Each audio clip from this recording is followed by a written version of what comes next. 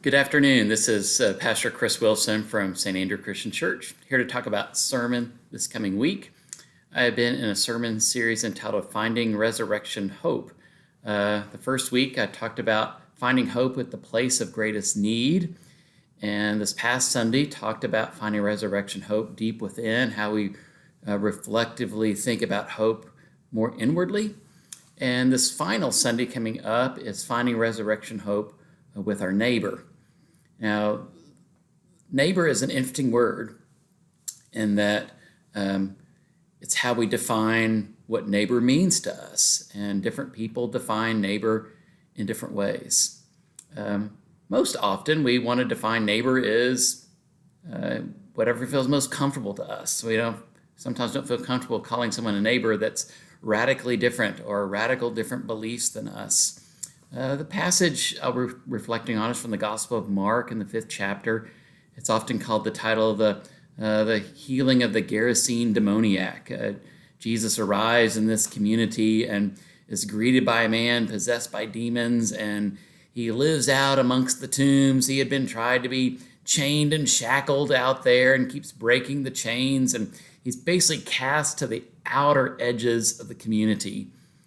And when Jesus arrives, instead of going into the city, he engages and interacts with this person and tries to find healing for this person in his that's in his presence there. And just about everybody else said, he's done for. There's nothing else we can do for him. He's not safe. He's a detriment to the community. Whatever they were saying about him, he was cast out.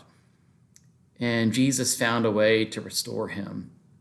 Had Jesus had a defined boundary line of where neighbor begins and ends, most likely the Gerasene demoniac would have not been included in Jesus' circle of where he would have reached out and brought concern and care and compassion. And finding resurrection hope sometimes are in the places and with the people we least expect it. And it often means that we have to redefine for ourselves what it means to be a neighbor to someone else.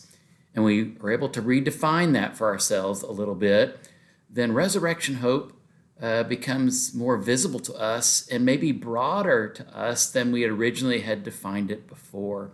So I hope you'll come on Sunday and reflect on this fascinating passage from Mark 5, but most importantly of how does it speak to us in the world in which we live, and who are the Gerasene demoniacs of our day, and who are the neighbors we should be reaching out to? And do we need some redefinition of neighbor in our life? So I hope you'll come join us as we continue this series and be a part of our St.